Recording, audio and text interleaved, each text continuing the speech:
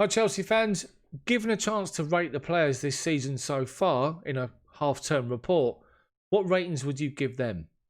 This little mini-series I'm doing is all about exactly that. From the goalkeepers to the defence, to the midfielders, to the forwards, strikers. What rating out of 10 would you give them so far? Yesterday was all about the goalkeepers and the defenders, so make sure you check out that video, which will be linked in at the end of this particular video. Today's about the midfielders. So, without further ado, let's get cracking.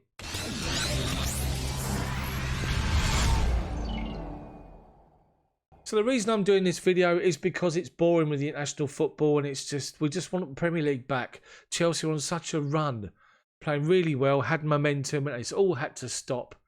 And it's frustrating. So, to get us by and to get us through this period while we're waiting, I just thought I'd do this little mini-series. 3-part mini-series with the midfielders today. As I said, goalkeepers, defenders yesterday, the forwards tomorrow. Now, what's interesting to see and to note is that when you're according to the official Chelsea website, you click on teams, you go to men's midfielders, there's 8 listed that are part of the first team squad. One of them, not involved at all, Danny Drinkwater. Another one is a surprise because you'd thought that he maybe would have been listed as a forward in Hakim Ziyech, but he's named as a midfielder. Midfielders started with number 5, Jorginho. Jorginho for me is an interesting story. Let's be honest, when it got to the January transfer window last season and then through towards the end of the season, before the lockdown, all we kept hearing was his agent talking about Sarri at Juve, going back to Juve, would be an honour to play for Juve. And then we had the lockdown and the agent kept talking. And eventually it looked as though, according to what happened after the restart, that it was clear that Jorginho was benched. He'd hardly featured. He wasn't involved at all. And week in, week out, or game after game in Project Restart, he was just sitting on the bench, not even involved. It was only when Crystal Palace away we suffered injuries and he had to come on, that he come on and did well. He did really well, you have to say. And he's managed to maintain a place in Frank Lampard's squad. Yes, Maurizio Sarri was sacked from Juve, and maybe that's changed the whole perspective and the whole outlook on the future of Jorginho, but he's still here and he's still playing and has been doing well. What's interesting to see as this season begins to develop is just how involved he's going to be when Mateo Kovacic is back up to full speed next to N'Golo Kante, especially if we're going to adopt the 4-3-3 formation. Jorginho has come in this season and has played well. He's been well. He's been doing well. He's been battling. And the most important thing to remember for me with Jorginho this season is the defensive side of his game has improved leaps and bounds. He's better. He's more physical. He's getting involved. His positional sense without the ball is better. He's not someone that you would literally choose as your defensive midfielder if you have a choice of everyone in our squad. But he does a job at the moment. His use of the ball is good.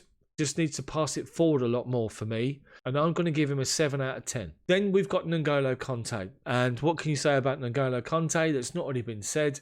Touted that teams in Italy wanted him and he was eyeing up a move to Real Madrid. He's insisted that he's happy in London. He wants to stay at Chelsea. And there's still this debate, still an argument about his position, Kante.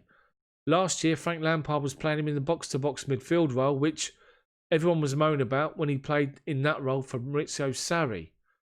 People have sort of pigeonholed N'Golo Kante into playing as a defensive midfielder. But if anything, he's just a natural central midfielder that covers the ground so much that defensively, he's above and beyond anything else that we can witness in the Premier League. Yes, Ndidi.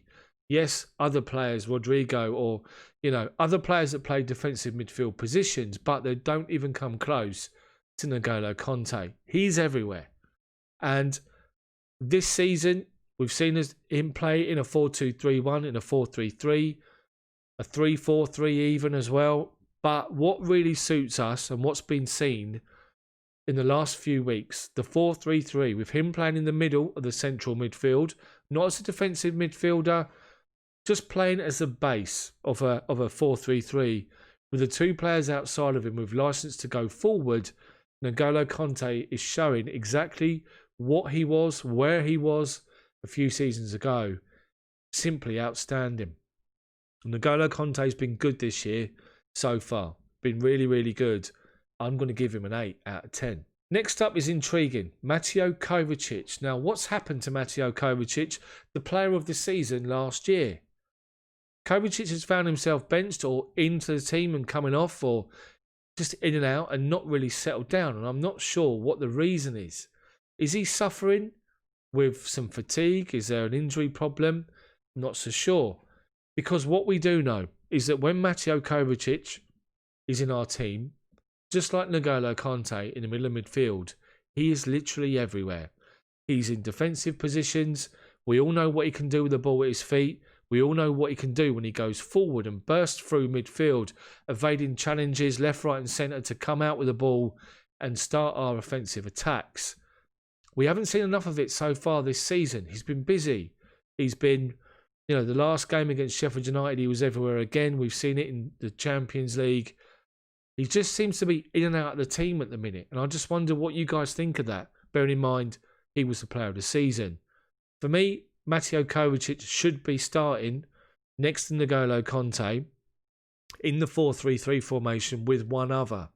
But then I say that, and you look at the performance when Mason Mount and Kai Havertz played next to N'Golo Kante, outstanding. For me, what Mateo Kovacic gives you over 90 minutes, his all-round contribution without positioning, his presence, his skill, he should be a nailed-on starter for me, and that needs to be resolved at somehow if there is an issue. But for me, so far this season, in and out, you've got to give him a 7. Next up is the person that everyone either loves or hates. Let's call him Marmite, Mason Mount. And I don't understand the negativity regarding Mason Mount. I don't understand where the sort of this negativity comes from on social media. I don't get it. I've done a video about it. And Mason Mount is in the Chelsea first team squad on merit. He works his arse off. He works so hard in games. And Frank Lampard can rely on him to do so. That's why he's in the squad. That's why at times he's in the team. But he has been left out of the team on more than one occasion. That's important to remember. If anything, Mason Mount has been asked to play more of a different role this year in different formations, in a midfield 3, a midfield 4, as one of the attacking midfielders in a 4-2-3-1 formation. He's been asked to play different roles and, with injuries at times, fill in, as he did last season. What we've seen of late is Mason Mount adopting the box-to-box midfield role in a 4-3-3 formation, and for me, he's excelling. And for me, Mason Mount is a better player and will be more of an influence in the game when he plays in that 4-3-3 formation as box-to-box, because he can see the game in front of him. He can see it evolving. He can see when he's got the ball at his feet, opportunities to play his passes, to create and to craft. He's only scored 1 goal this season in 12 appearances in all competitions overall, and that gives you an indication of the role he's been asked to play. For me, I think Mason Mount is a stonewall 7 out of 10 so far this season. He's had to adjust. He's had to adopt a different role at times. And I think that what we're going to see, if we stick with the 4-3-3 and we move forward throughout the season, is his influence in games will grow, will increase. And you're going to see more assists rather than goals. You might see the odd few goals, but assists is where it's going to be. Next up is Kai Havertz. And what can you say about Kai Havertz? Slow start, maybe. Let's be honest. Had to get used to the speed of the Premier League. Was asked to play different roles again. Fill in for injuries. Part of the attacking 3 in a 4-2-3-1 formation. Wide. First couple of games. As a number 10. We've seen him as a number 10 in the Carabao Cup. Against Barnsley. Got his hat-trick. Played well. For me, when it comes to Kai Havertz, there's an internal argument with myself. And that is he a number 10 or is he a box-to-box midfielder? When are you going to get the best out of him? It's similar to Mason Mount with the fact that the guy's got so much natural talent and ability with the ball at his feet. You want him in a position where he can see everything ahead of him. That's what I just think. But is he going to do the graft? Is he going to do the work defensively without the ball as a box-to-box midfielder. So would you pick him, for example, if you're playing Mount one side of N'Golo Kante, would you pick him ahead of Mateo Kovacic for his all-round influence? Probably not. Would you pick him ahead of Mason Mount?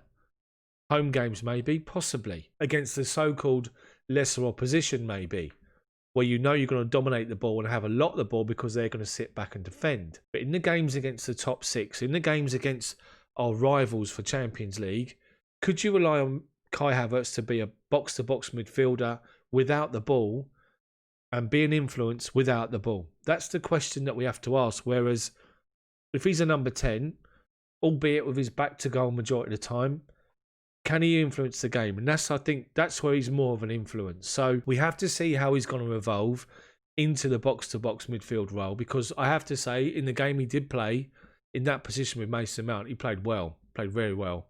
And you have to give him credit for coming in and, settling down. It's taken him some time. We've seen glimpses of what he can achieve, the quality that he's got. The only criticism that I've got of Kai Havertz at the moment, and I've said it in my live streams in games, and I've said it on other videos, is look at Mateo Kovacic when he's got the ball and he breaks from midfield. He steps away from challenges and he's full pelt forward with the ball, and he's literally turning defence into attack.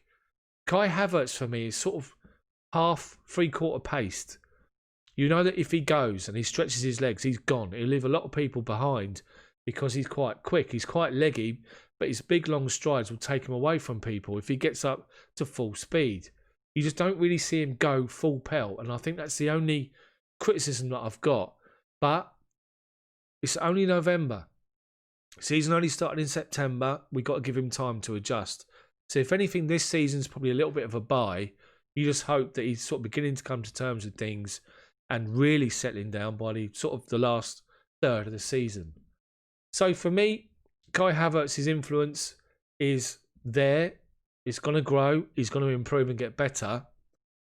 But I'm just being honest, and I would say that Kai Havertz, who's had to adapt and adjust, I want to give him a 7 as well. So listed is Billy Gilmour, who's not yet involved in the first team squad. He's been battling back from injury, and we look forward to seeing him, who openly admitted, and he said it in an interview, that he thought he'd be going out on loan this season. But with Barkley going out and Ruben Loftus-Cheek going out, Billy Gilmour's part of this first team squad. So once he gets back to being fully fit and match fit, we're then to see if he can force his way in.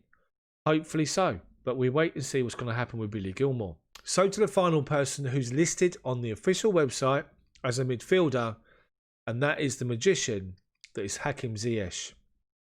What can you say about Hakim Ziyech? It took him some time to get back fit and get into the first team. Took him maybe a game and a half to sort of settle in and have an influence. But what an influence that he's got. That left foot is unbelievable. His passing ability is unbelievable. He plays with like an aura. I've said it before in videos. He plays with this aura about him that he's different. He's like another level. You've got Premier League players that are pros, good players. But now and again, people come along that are slightly special. They're just above everybody else. Eden Hazard had it. Gianfranco Zola had it. People like Diego Costa. People, Didier Drogba, Lampard. People that are just that bit special. And Hakim Ziyech is special. What we've seen in recent games with his assists, his eye for a pass, his goal scoring, and just someone that can just change a game on a sixpence with a ball into the box or a pass through. But it's not only that, but it's his willingness and his intention to come and get involved from that right-hand side in the middle of the pitch. It's so good to see. And it's early stages. And this is what's exciting. When he really settles down and there's really a relationship with different players and understanding with everyone, and we really, really click, it's so exciting to see what we can achieve this year, next year, the season after. And this guy is going to play a huge part in it. So for me, he's only been involved a couple of games, but you look at the influence overall he's had in the games that he's been involved in. Hakim Ziyech has got to be a 9. So that's it from me, guys, for the midfielders. Player ratings so far this season. What do you guys think of my ratings? Do you have any different opinions? If you do, post the comments in the comment section. Smash that like button for me. And then subscribe to the channel if you haven't done so already. But make sure you hit that bell for notifications so you don't miss my videos come out. Yeah, so let me know what you think. Join me tomorrow for player ratings on the forwards, the end of the 3-part series. Thank you so much for watching. Like, subscribe, comment below. See you tomorrow.